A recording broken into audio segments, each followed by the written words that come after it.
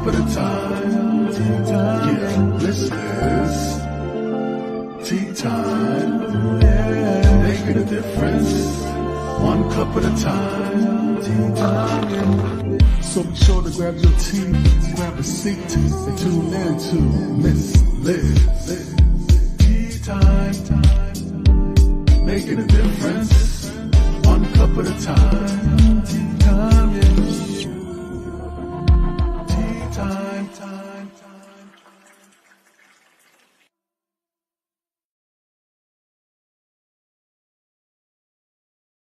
Well, guys, it's that time again. Miss Liz is back, and it's evening tea time. So if you haven't subscribed to Miss Liz's YouTube channel, run on over, ring that little doorbell. We're going to get you subscribed to the YouTube channel, and you can check out all of these incredible tea times at any time during your exercises, during morning breakfast. You can watch Miss Liz at any time. So I have a returning guest coming back from season 3. And you know how Miss Liz loves returning guests because I already know them. The ice is already broken and we get to dig a little deeper into the tea. So we have Randi-lee Bowslaugh in the house, and she's going to be sharing a tea on tragedy, emotions, and acceptance, and her new books and all of that good stuff, and what she's been doing since season 3, because that was 2 years ago. So let's get the disclaimer, let's get Randy's bio, and then let's get Randy in here and let's spill a good cup of tea with all of you guys tonight. Disclaimer for Miss Liz's Tea Time live show. Miss Liz myself is going live using StreamYard. Before leaving a comment, please grant StreamYard permission to see your name at StreamYard.com. Please be advised that the content brought forward for any Tea Time show hosted by myself, Miss Liz, is always brought forward in good faith. However, may bring forth dialogues and opinions that are not representative of my platform. The facts and information are perceived to be accurate at the given time of airing. All Tea Time guests and audience participants are responsible for using their good judgment in taking any action that may relate to the discussion. The content brought forward may include discussions for some where they may be emotionally at risk. It is significant to know that this show is engaging in discussion forums only to offer and inspire awareness and connection, and is not providing therapeutical advice. If you have any questions about the disclaimer or the panelist discussion, you may freely contact me, Miss Liz, through my email at bookingmissliz@gmail.com. Moving forward, should you choose to voluntarily participate in tonight's show in any aspect, I myself, Miss Liz, welcomes you. And should you decide that the show is not made for you at this time, I respect those wishes and will see you at a later show at a later date and time. And again, all tea times in 2024 are done on Thursday, 3 p.m. and 7 p.m. Eastern Standard Time. If you see one not on a Thursday, it's a surprise tea time or a returning guest. Miss Liz likes to do that sometimes as well, keep you guys on your toes. So now a little bit about Randy, and then I'm going to get Randy in here. I'm going to just read partially some of Randy's bio, and then I'm going to pick and choose from it while we're having our discussion tonight. So Randi-lee was born and raised in Ontario, Canada. And from a young age, she had a passion for helping others. She attended Niagara College and graduated at the top of her class from Community and Justice Services. After completing her placement at a recovery house for alcohol and drug addictions, post-graduation, she worked at a Native Friendship Center for 2.5 years while pursuing a university education in philosophy. I think I said that wrong. I'm going to get her to fix that. Randi-lee continued working in social services for another 4 years as an employment counselor until she left to pursue her other passions. Randi-lee is an author and an outspoken advocate for mental health, sharing her true story with honesty. From the age of 14, she struggled with depressive thoughts that were times in her life that she wasn't sure how she would continue. Depression continued to be a battle in her life, but she is glad that she continued to live. She has spoken at events that promote wellness and compassionately shares her experiences with her own mental health. In 2021, she started a YouTube channel, Write or Die Show, to spread awareness about various mental health issues and to end the stigma associated with mental health. Growing up, she never felt like she fit in, being the last to understand jokes and confused about many emotions that she saw on others. In 2021, she finally had answers to the questions about herself that had been nagging at her. She's been diagnosed with moderate autism. Another of Randi-lee's passions is kickboxing, what she has been doing for about 10 years.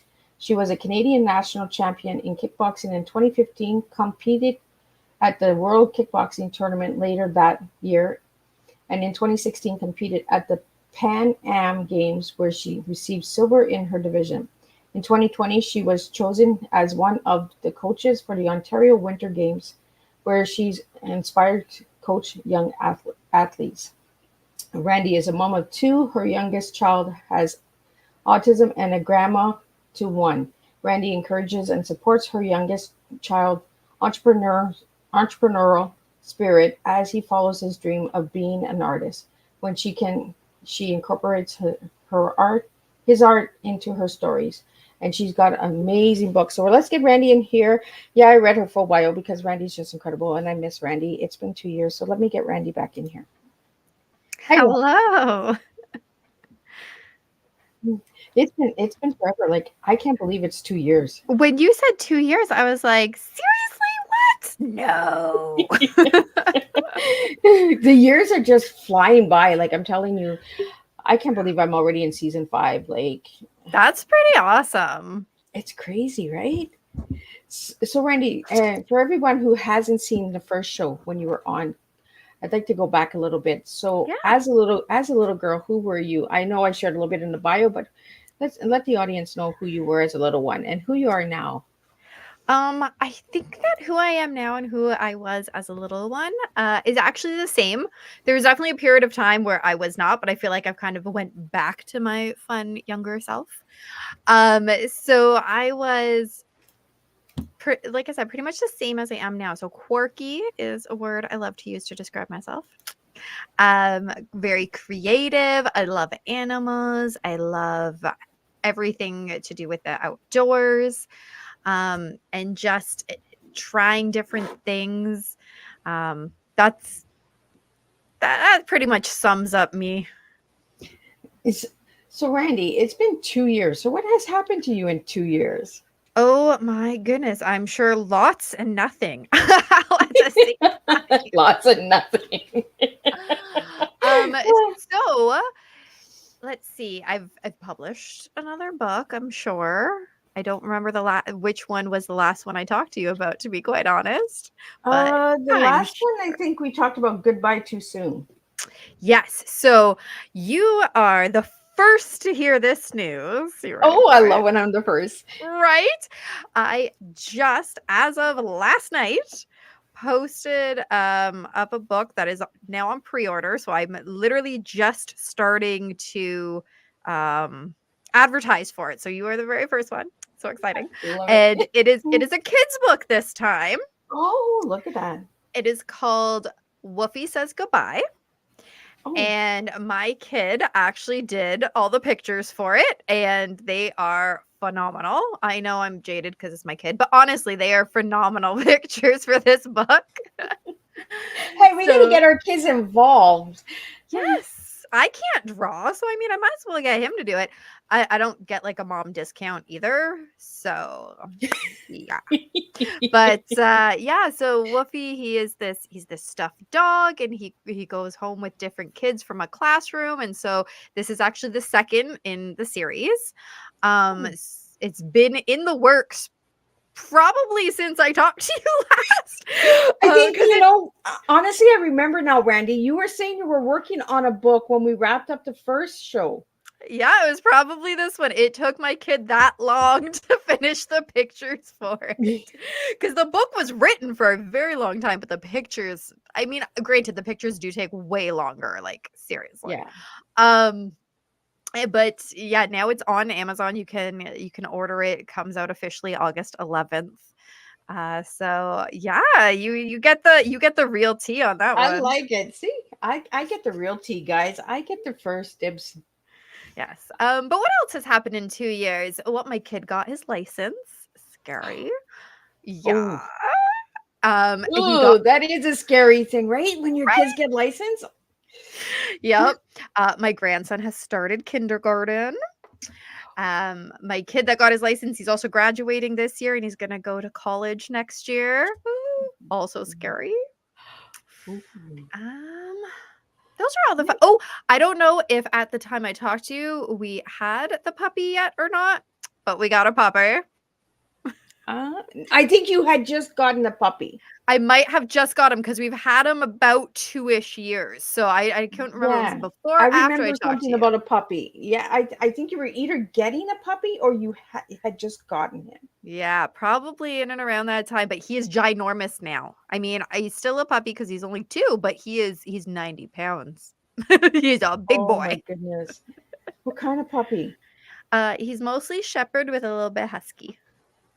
Oh, yes, I remember. I think you were getting him. Probably. Yeah, because we got him at Christmas 2 years ago. So it was probably just after we spilled the tea. Oh my goodness. Yeah. Oh my goodness. See what happens in 2 years? Like, Right? Oodles of things. well, I am so happy that you got a children's book because you have so many books out there, Randy. When I was just like, when I went and checked again, because I always do my homework to see what else I can find, all the goodies, right? And I'm Oh, like, yeah. holy cow, man. But I noticed something about your books. You have a theme about draw your story in many of your books. Yes. So that's kind of my new favorite thing right now. Woofy is not that kind, but it's my new favorite thing right now. I feel like when I was little, because I'm so creative and with my kid, drawing like having the words there and just being able to draw your picture along with it is just it's fun. It's more interactive, gets the kids really excited to read the story because the story isn't just a story anymore. It's theirs now because they're Yeah. making the picture. I noticed that because when I went and looked at your books, I was like, draw a story, draw a story, draw your story. And I was like, I see a theme here. There's a lot of work you got to do. You got to get but we talked about this because I was just coming out with my books. I was working on my books and you were telling me that having the blank spots so people can write in the books. Yes. So have you done that in your books? Yes. So it's called. There's one that has that, and my cat is being just a little pain. Come here. So the one that it has that it's called Bun Bun and I. So it's about a bunny rabbit. I have that It's one. it's called Bun Bun because when I was little, I had a stuffed rabbit that I named Bun Bun. So the one side has a picture of Bun Bun doing whatever it is. So it might be like, I live in a burrow and it has a picture of Bun Bun in his little burrow. And then the other side says, I live in a and has a blank space so the kid can put their thing and draw a picture of where they live. Oh, that is so cool.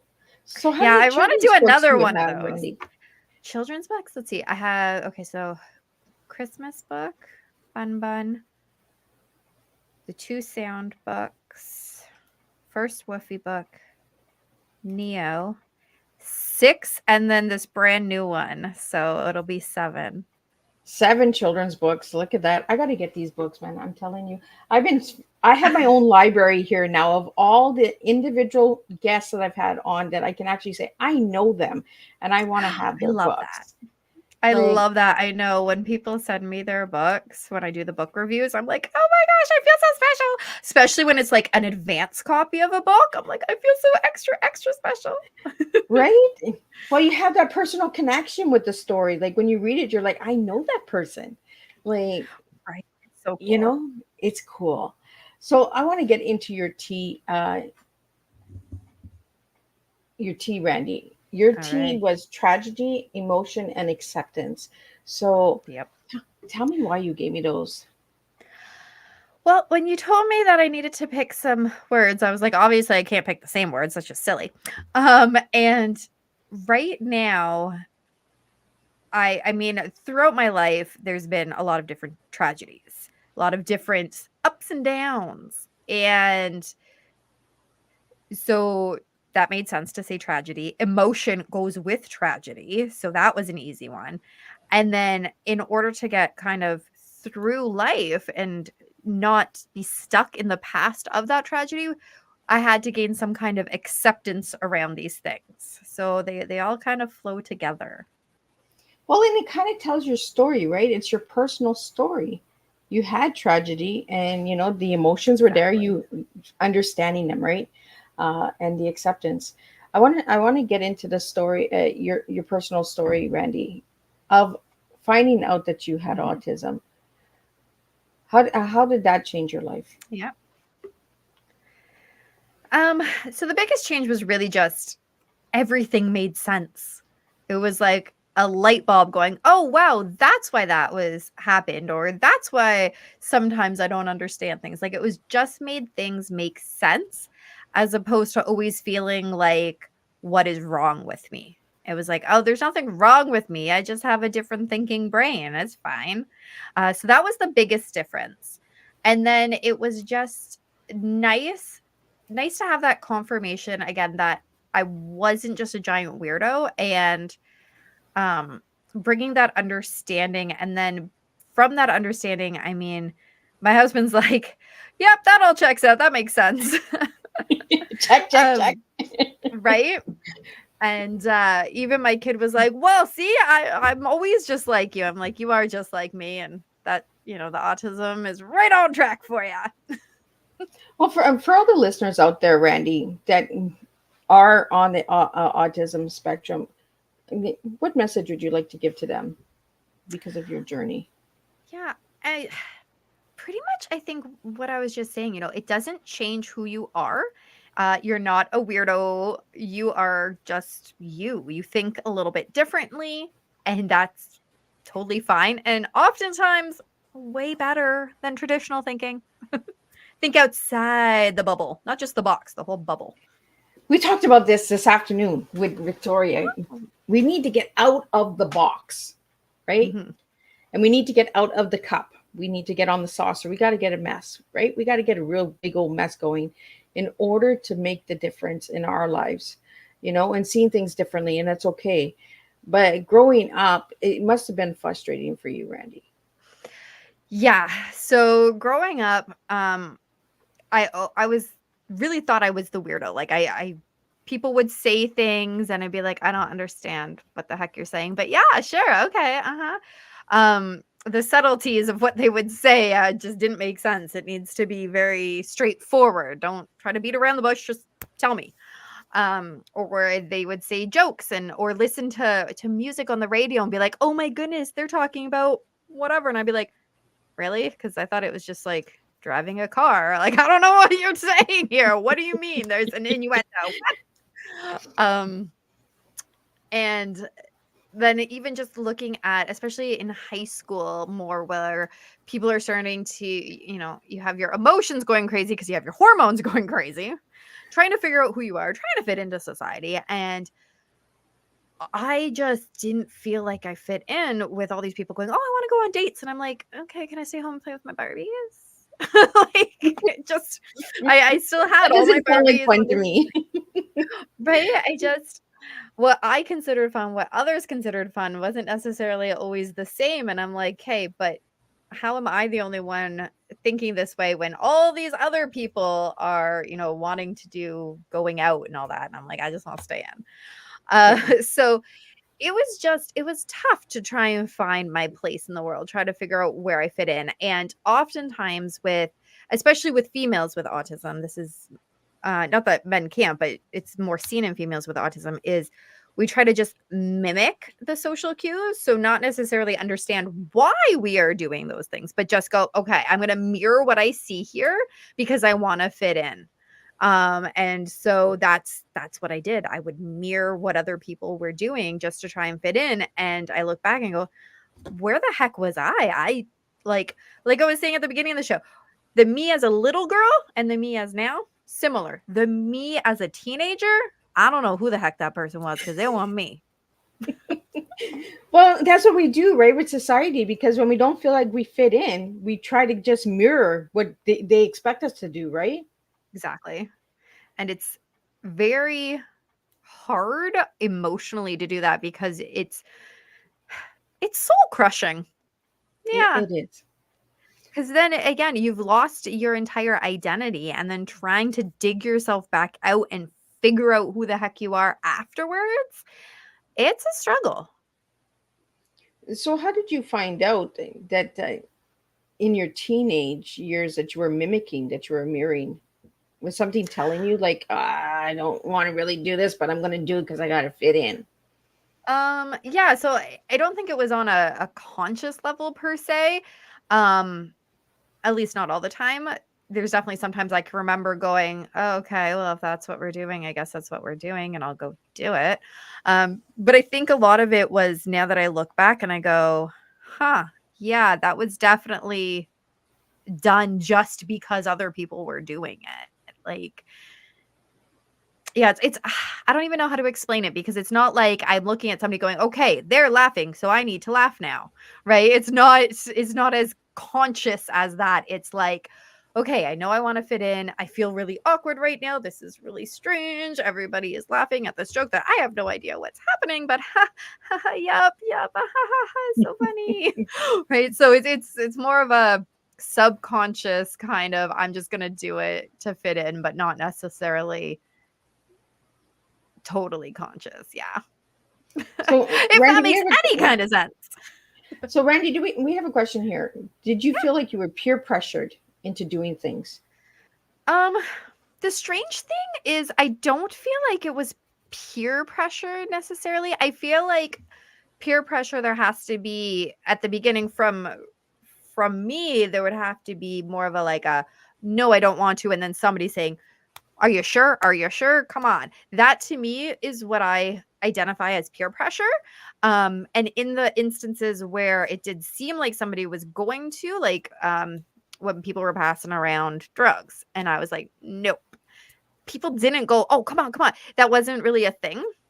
But in these social settings, I think it wasn't so much as peer pressure as fear pressure. I just came Oh, up with that. yeah. I want to write a poem with that. It was much more like a fear pressure, like a fear of being made fun of because I had been picked on before and I didn't want that anymore. So I think it was more of a fear response of, okay, I know that if I do what I want to do, people are going to laugh at me. But if I just do what you guys are doing, you'll accept me. So I'm not sure if anybody else around me knew that I was just mirroring them. Um, so I would say it wasn't so much the peer pressure as all inside my head and more of a fear. Wow. I like that. I like that my guests come up with these things because you guys make me think too, right? Yeah, that's what we're Sometimes here it's not for. peer pressure, it's fear pressure. Yep. Fear of being judged, fear of being left out, Yeah, not being seen, not being heard. Uh, exactly. you, I like it. Fear pressure. So for all the listeners out there, we got some fear pressure going on, you know, Yes. uh, Use that. Use that lingo, guys. right? And Randy's going to write a poem. So when she comes on the next time, we'll hear the poem of fear There pressure. you go. Yeah. Yep. So, Randy, the last time we were on, we also talked about the Embrace book, Embrace Me. Yes. Yeah. So that one came out before Goodbye Too Soon, and that one it's a pretty pivotal book. It was a pretty pivotal time in my life. So it's again, it's a nonfiction. It is about my struggle with depression and how I had to understand what depression meant in my life. So for me, I was depressed right from like being a teenager, and it sucks. If anybody's been depressed, you know that. But the problem is, again, that fear pressure. I'm just going to keep coming back to that. I love it. Of I am broken. Something is wrong with me because I feel depressed, because I feel like hurting myself. That kind of fear pressure of not wanting other people to know about it plays so heavily a role in deciding whether or not to go and get help. Because by going and getting help, you're admitting that something is wrong. If something is wrong, then you're broken, and you're broken, then you're useless. And it's this awful cycle that you go through. And so that book goes through accepting that, yeah, okay, I have depression, but I'm still pretty stinking awesome.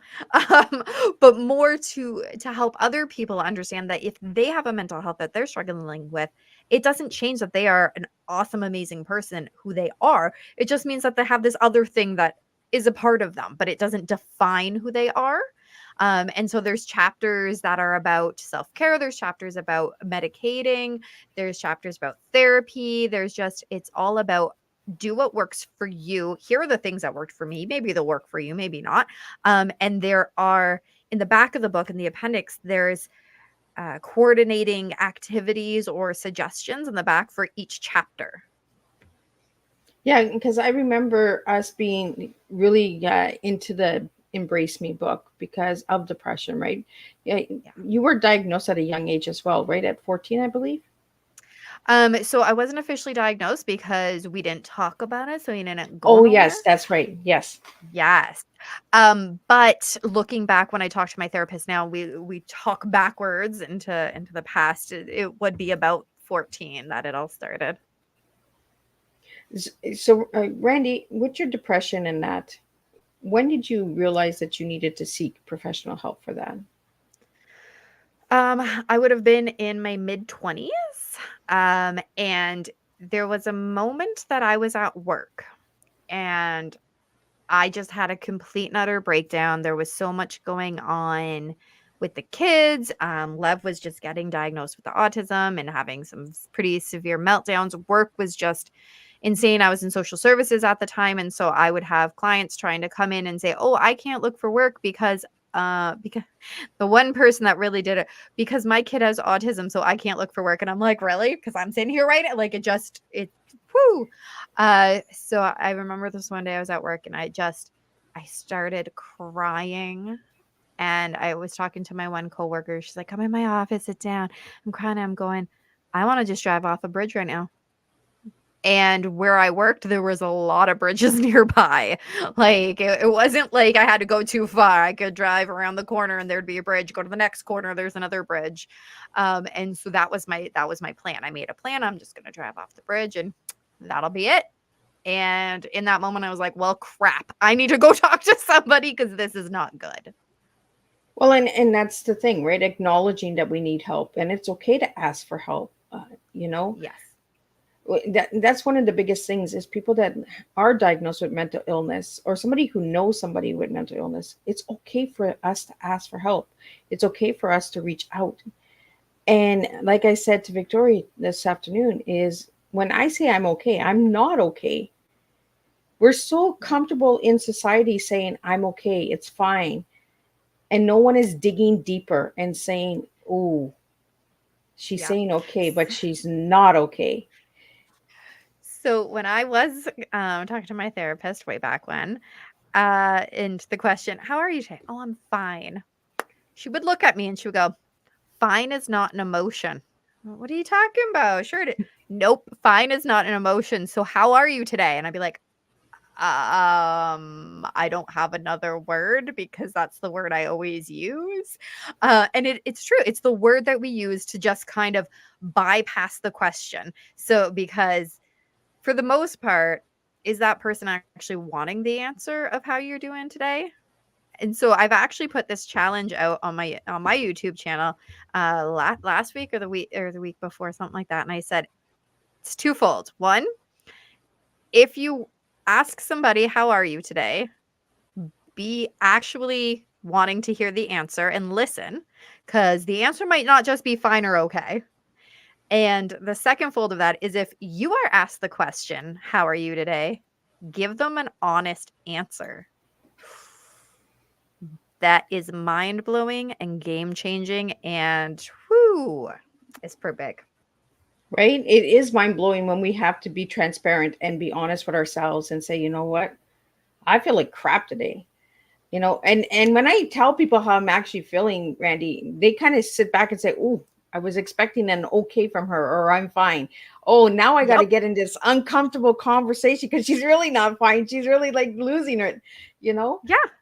But I think we would really break the stigma on mental illness and health if we started just being transparent and saying, you know what, it's a crappy day. Like we're just having a shit day.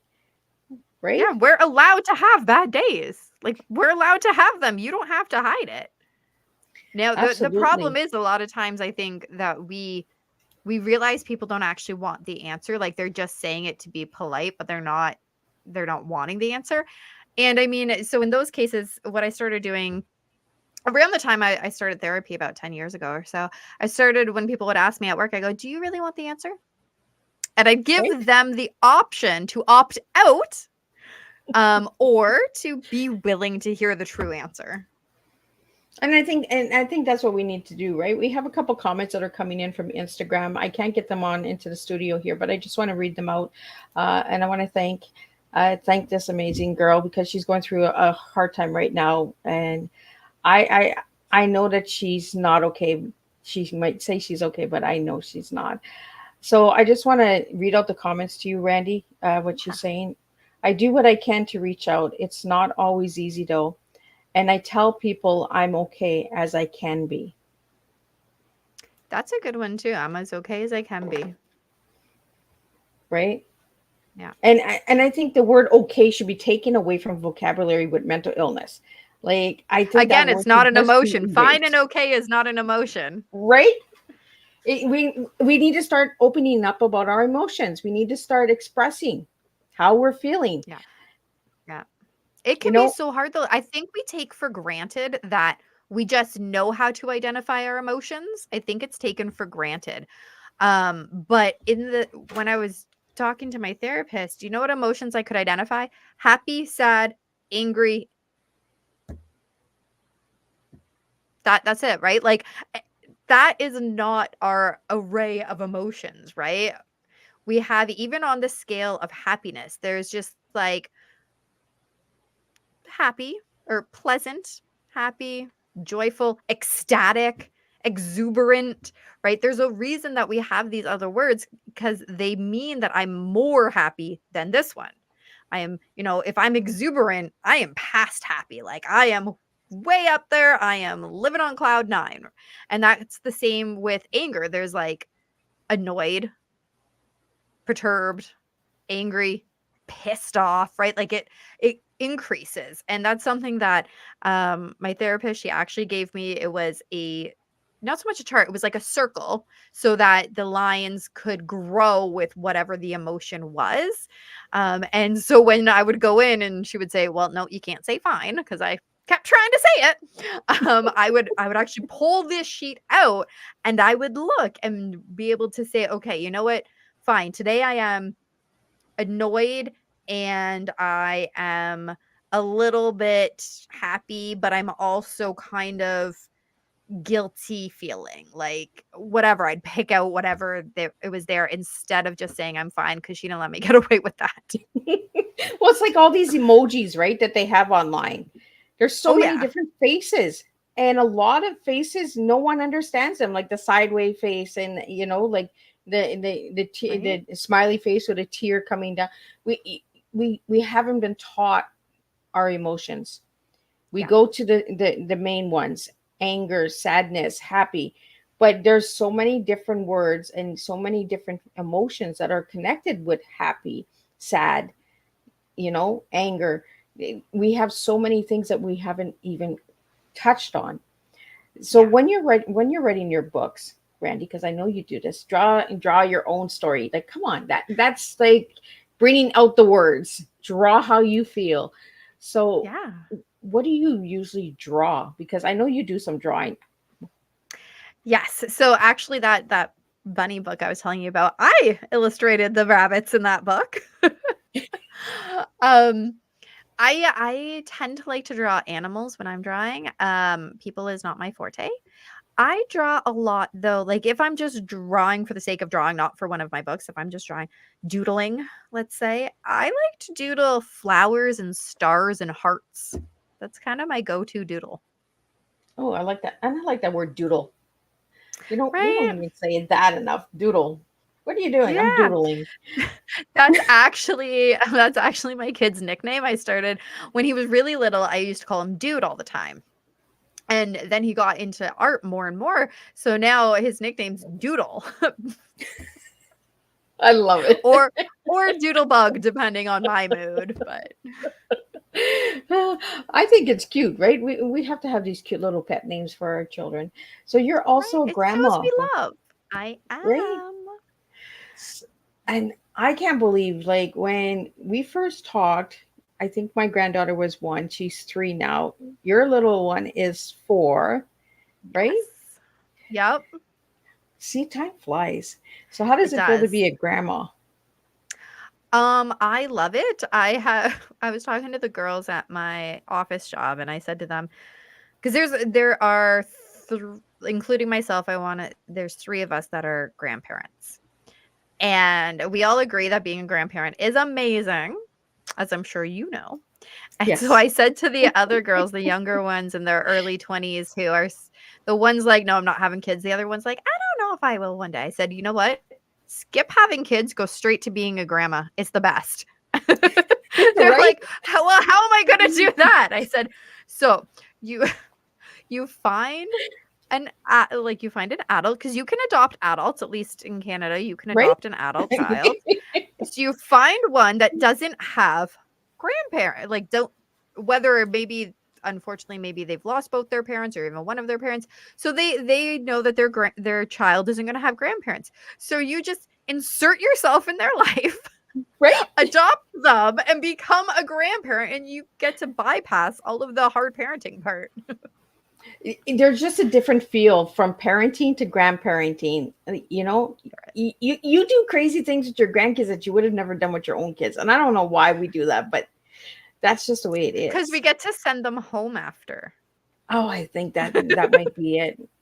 Like, Yeah, like Lev, my kid, whenever my grandson's over, he's totally spoiled rotten, like completely. He pretty much there's very few times that Grammy will say no, but Lev will look at me and be like, "You wouldn't let me do that. Stop spoiling him. Stop giving him everything." I'm like, "Here's the difference. I don't have to parent him. I get to grandma him." I'm like, "What happens when you're out with Nanny? How many times does Nanny say no to you?" Well, she doesn't. Exactly. yeah. Yeah, my daughter says that all the time. You never did that with me. And I was like, well, I don't know what to tell you. She's special. Yeah, You're that's what your special too, grandparents were but I for. mean, there's just a different feel when you Yeah. see your children having children. Yeah. There's just that magical feel, right? Yeah. Kara, I do see your comments in here now. And Kara came back with the comments It's a of different kind of love. It's a different kind of love.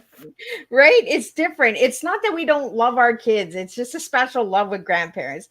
Kara said her kids' nicknames are Porky and Nugget. Oh, I like that. That's That's so cute. And this is how we create children's books, right? Is when we have all of these cute little pet names for our kids. Exactly. It's just magical. I want to get into some of the other books that you've done because you've Yeah. got so many of them. So we talked about Embracing Me. We talked about Draw Your Own Stories. You have the Diamond the Cat. That one I kind of want to know about. What's with Diamond the Cat? Okay. Diamond the cat. All right. Diamond the cat is based on a cat that I had for 19 years. She was my baby. I actually got my kid to draw a cartoon version of her that is now a tattoo on my arm because I miss Oh, her. So to immortalize her, I wrote a kids book called Diamond the Cat, and it is for like the little kids in our lives. It's very short, it's all rhyming, so it's like, my name is Diamond. I am a cat. I love to lay on my mat. And then there'll be a picture of Diamond laying on her mat. And it goes through all the things. I mean, most cats will do these things, but all the things that Diamond always did, because she was, like I said, I had her for 19 years. She was 100% my baby. I drew the pictures for that one, so they're not as good as the Woofy pictures, but I had a lot of fun drawing these pictures. And yeah, it just goes through. And then at the very last page, the end page, I did a collage of all the real life pictures of her, so you can actually see her. oh wow. Oh, I'm putting a star beside that one. That's gonna be the one I'm gonna order. I like story It's time pretty with my awesome. granddaughter, and I'm just like, oh, I need to know all these cute little books. And that's the perfect age group for her. Awesome. So, Randy, you also have a book called The Journal. So Yeah, is that just like a journal or? So I have a couple different journals. I have some journals that are just straight up line paper journals that the front covers are just pretty because they're artsy. But I have a couple of self-care journals. So there's three self-care journals. One is for a whole year. It's called Be Selfish. And I did that one because I could never find a self-care journal that incorporated all of the different things I wanted in it. because I like to do lots of different things. So it goes through 7 different sections. So there's 7 different things. So there are exercises, because I'm also a personal trainer. So I made quick little 15-minute exercises you could do. Recipes. There are word puzzles. There's journaling activities in it and other stuff I can't think of off the top of my head. But so there's 7 different sections, 52 things in each section. So it's literally, you could be like, every Monday I'm going to try a different recipe, and every Tuesday that's when I'm going to go and do the word puzzles, whatever it is. So there's that one. And then there's one that's called Affirm Your Day. So that's for a month. There's 30 affirmations, and then you journal about how that affirmation made you feel or think. And then the other one is called, off the top of my head, I'm having trouble, but there is one more that is, it gives you a journaling question to think about and journal too. So, Randy, how many books do you have in total? I have not counted in a while, a whole bunch. Let's say like 15. Well, I'm sure if anybody goes over to Randy's Author Central page on Amazon, you'll see the whole list of books. Exactly. Like when I went and looked last night, Randy, I was like, oh, wow. Oh, there's more. Oh, okay. It kind of just keeps going on because I love writing so much that I just have to keep doing them. Like, so I was telling you how Woofy is the one I'm promoting right now. As that one was being finished, I mean, granted, I had finished writing it already last year, so I was just working on getting my kid to finish the art. So I've already started 2 other books. See, it's nonstop. See, when you come back on Tea Time again there, Randy, you'll have another 2 books out, right? Right, definitely. So, Randy, I want to get into, you mentioned the exercise. I want to get into the kickboxing because we don't talk about kickboxing much in today's world. So what got you into kickboxing? So it's actually a super funny story. When Lev was 5, we put him in jiu-jitsu. During his class, there was this cardio kickbox class that was going on in the far corner. And I said to my husband the one day, I said, those ladies have really nice butts. I want a really nice butt. So I joined the class. Turns out that they were also runners. So to get that really nice butt, I had to run. And I just wasn't doing that. But because I joined the cardio kickboxing class, I decided that it was so much fun. So then I started doing the regular kickboxing class. And I was like, this is so much fun. And so I was talking to my coaches, and then I started competing. And so I have competed. I have a giant belt. I have some medals. I have also coached other people. So it's been fun. I've kind of on a hiatus at the moment because my body about 2 years ago now decided standing was not a thing we were going to do anymore. So I'm on a little bit of a hiatus, although the last little bit I found a few things that are working to help with the pain relief. So it's getting a little bit better. We'll see how that goes. We'll keep an eye on it. I think it's pretty cool. And I'm like you. I don't do the running. I'll do the walking. I'll do anything else. But if I'm running, you better be running too. That's my husband said. Whenever we see somebody running, we're like, okay, what are they running from? Right? I actually, when I was competing in kickboxing, because you have to maintain your weight and you have to maintain like a certain cardio level in order to really do well. I started running, but where I live really close to a canal, and it's super pretty in the summer. So in the summertime, I had no problem going out and I'd run around the canal because it was really pretty. I wouldn't do it in the cold. Not a chance. And if I didn't live close to the water where it was pretty, I don't think I would either. Well, water has been in your life because I had your dad on Tea Time. Oh yeah? And your dad's on an island. Is he not? That's not mine. Nope. Oh, well then, okay. I got the wrong kid here. Yep, you do. Because you're from Northern Ontario, correct? Southern Ontario. Southern Ontario. Okay, so it's the northern girl I'm looking for. So wherever you're hiding, Okay. No, I'm from the south. I'm super close to the border, actually. Like, um, we're probably about 20 minutes away from the Buffalo border. And a couple weeks, well, probably about 2 months ago now, we went across because your guys' cereal is so much better than our cereal, and I needed some. well, they have all the sugary cereals, right? They don't have all of that over here. Like, Yeah. I like to go across too and get some of the stuff because they have some really goodies over there. Like, Right? Peanut butter Cheerios. oh my goodness. Right? Look for the next time you go across, peanut butter Cheerios. Oh wow. My favorite. So So what I did, I bought I bought 3 different kinds of really I bought peanut butter Cheerios, peanut butter Chex, which we used to have here, but we don't anymore, and chocolate Rice Krispies, and they would be my weekend treat cereal so that I didn't eat them all up at once. wow. Yeah. I was a Fruity Pebble girl. Like when Fruity Pebbles came back to Canada, because they Oh, took it away yes. for a while, right? I was Mhm. like buying boxes and boxes and boxes. And I don't like, I like Rice Krispies, but I like Fruity Pebble Krispies more than Yes. Rice Krispies, right? The Cocoa Pebbles for me. Oh, yeah. Those make good cocoa bars, like cereal bars. Oh my Yes. goodness. Oh, so good. Yeah. So I'm just gonna pop up this comment that we have over here. Kara said that she's might look into your journal books Oh, that you've done. awesome. So Yes, which one would you they're super fun. recommend for her? Honestly, my favorite one would be the Be Selfish one, the one with the 365 days worth of things, but it depends on what you're looking for. If you like doing different stuff, there's coloring pages in it too. Or if you're looking for something that's more focused on journaling, then one of the other ones would be better. So in the last time you were on, Randy, we talked about the book. Uh, what book did we? Goodbye Too Soon. That was about your brother, correct? Yes. Yeah. So my brother died by drug overdose. It'll be 3 years ago this coming May.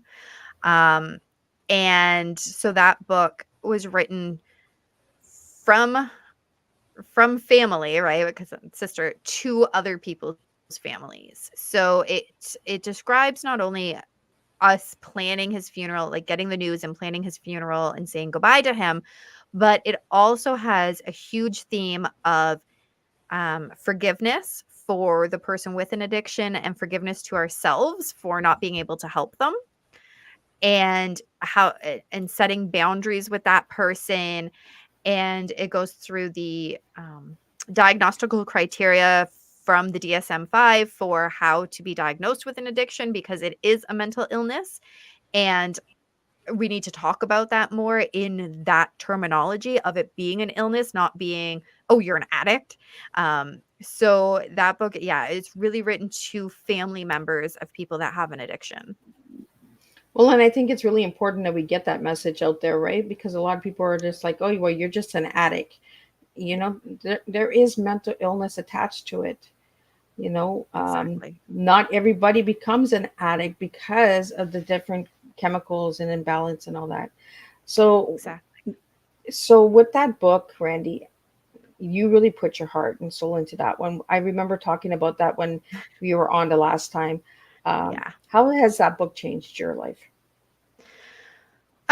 So I think during the writing process, what really happened during the writing process for that book, it was that I was releasing a lot of the anger that I had towards my brother.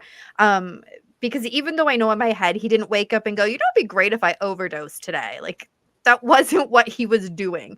Um, and bringing in more understanding of the mental illness aspect, even though again I had done I actually did my co-op for college in a drug and alcohol recovery house. So I did have some background there. And I've done psychology courses, and I've talked to tons of different people that have addictions. It's still different when you lose somebody close to you. Like when he died, we weren't close at that time, but I mean, that was my brother. So no matter how far apart, separated we were by the time he died, I still have so many memories of us being very close. And when that happens, that person dies, it's a whole array of other emotions. Like what you know in your head means nothing in that moment. What you're feeling is what completely takes over.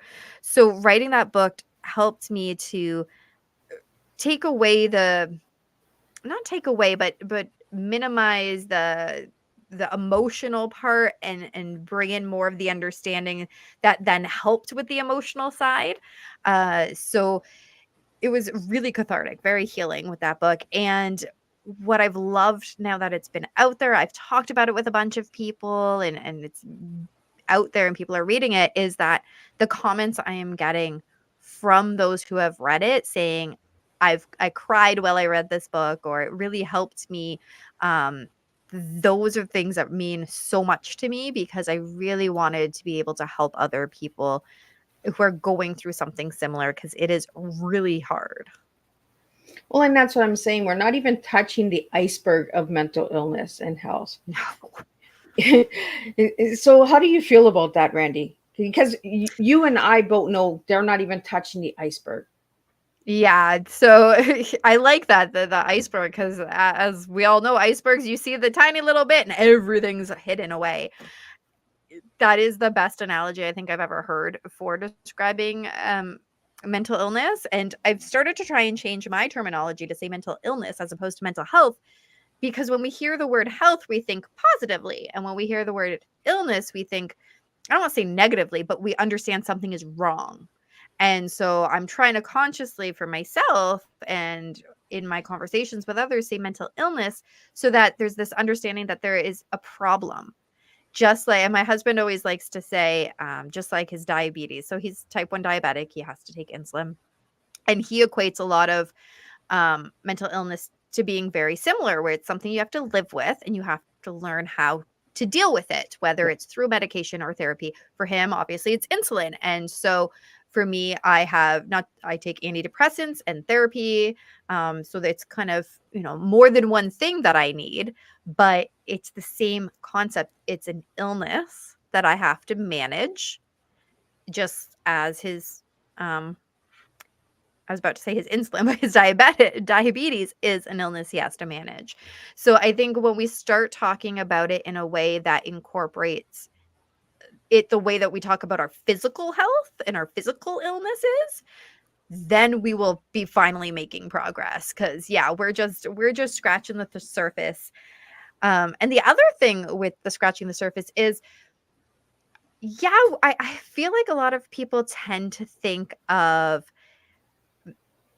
our time on this earth as, hey, we are so advanced now, because when you think back 100 years, it didn't have, so we are so advanced. But in the grand scheme of mental illness, we are just in the early ages of it. I've been doing a lot of research on the history of different mental illnesses because I want to start making some episodes for that. And it really is in the early stages of getting to know some of these illnesses. So when we also think about it in that context, that we are still babies with understanding how the brain works, it makes sense why we are only touching the tip of the iceberg. And yet we need to understand that there is so much more iceberg and so much more mental health that we need to talk about. Yeah. And we need to stop being scared of it. We live in society where it's scared to talk about what's under the iceberg. Oh, no. If you just take your antidepressant, or you just do your exercise, or you just do this, or you just, right? And we talked about the word just this afternoon with Victoria. And, the just is blocking us from freedom of being ourselves, freedom of coming out of that box and loving ourselves. Right. So I don't know, the universe does all this divine magic work for me, brings my two guests together that understand that we're just touching that iceberg. And maybe that's the message that we need to start putting out there, is let's look what's under. Let's stop talking about the top. It's just like success stories, right? When you hear, oh, you're an author, you're a speaker, you're this, right? Everybody's like, oh, congratulations. But they don't see that iceberg underneath, where your late nights, stressed out, health conditions. Those are the things people don't understand. And that. But I want to wrap up on a positive note here, Randy. You gave me a couple of cute words here, and your favorite color is purple, and Yeah. you gave me quirky for your word to describe yourself. So let's wrap up with the purple and quirky, and then if anybody would like to find you, where they can find you. Sure. So yeah, my favorite color is purple as my background.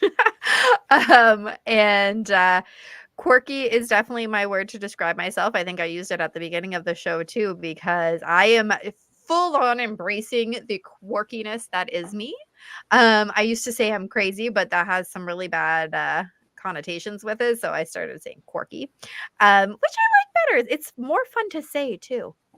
Or But any so Q word, right? Try to say a Q word without not laughing or giggling, right? right? It's great. I love it. So quirky. That's me. And so you can find me on my website. It's rbwriting.ca. I'm on YouTube at The Write or Die Show. Um, Facebook, I'm at RB Writing. And on Instagram and TikTok, I am at Randi-lee Bowslaugh. And of course, Amazon, Randi-lee Bowslaugh. So before we wrap up, Randy, I want to get into a little bit about that show because you talk about mental health on your platform on the YouTube channel, right? Yes. Oh, yeah. So if anybody wants to know more about that, can they just go over and subscribe? Like jump over there and For subscribe? sure. Definitely subscribe to Miss Liz T if you haven't, and then jump on over to the Write or Die Show and you subscribe there. Yeah, so the show is all about mental health. I shouldn't say all about mental health, mental illness. Because I also talk about learning disabilities at times and different neurodiversities because I have autism, my kid has autism, so they can come on, but that doesn't technically qualify as a mental illness. It is actually a developmental disability. But I take some liberties because it's my show. But so it's all Right, about I'm the boss. I can have what I want. That's That's right. what I say. I Uh, can have whoever I want on my show. Right, exactly. So, it's 95% mental illness and then a sprinkling of neurodiversities. So I talk to other writers across the world. Most of them are straight up authors, but I have had some that are character writers, blog writers. So to me, I always say, if you've written something, come on down. And again, because it's my show, I can decide who I choose. I've had an actor come on my show just because I thought it was cool. But he has actually, since coming on my show, written a book. So he's an author now as well. But There you yeah, go. so it's Write or Die Show. You can find it on YouTube. You can find it also on any of the podcast platforms. But honestly, YouTube is the most fun to watch it on because I've been told I have some very fun facial expressions. So You do. I have watched a couple of your episodes, and I'm like, just like, you couldn't that's get why, because I'm away with it. quirky. You're like me. Like if somebody's telling me something and I don't believe it, and I'm just like, what the heck is that, right? Like the face gives it away. You can't hide it. Right? It's fun. It is, Eh, and it's been fun having you back, Randy. Like, oh my goodness, like an hour has already flown by, and I'm just like, I know, it's crazy. so the new book that's coming out. One more last call for it. So what's it called? It's called Woofy Says Goodbye, and you can pre-order it now on Amazon. Officially releases August 11th. And not only will you be supporting me, but my kid loves hearing all the feedback from his art in the books as well. I love it that you have your son involved. Like I think that's really cool. I love that he can draw, so I can capitalize on that. I just wish I got a discount on the drawings. Well, he needs his royalties too, Mom. Like, I know, but isn't his royalty the roof over his head and the food in his stomach? Doesn't that count for something? right? But that's not how it works, right? So, I like, know. Well, he usually buys video games with it, so whatever. oh well, that's cool. At Well, least he's thanks working again. hard. Thanks again, Randy, for joining me. It was a real pleasure. Thank you, Kara, for jumping in on YouTube, Instagram, and all of that. Thank you to all the viewers on Instagram. Miss Liz is starting to bring Tea Time onto Instagram. I think this is my 7th show on Instagram. I want to thank all of you guys who tuned in and supported Miss Liz tonight. Without all of you guys, I could not do this. Again, if you'd like to know more about Tea Times or catch any of these Tea Times on a replay, just push hashtag replay. They're all on the YouTube channel, on every single podcast platform out there. And they are also on 3 radio stations, so you can check that out as well. Miss Liz gets us out there and we spill a messy tea. So I will be back next Thursday, same time, same place, with 2 more TEAs, and we'll see what difference we can make by bringing awareness to you all.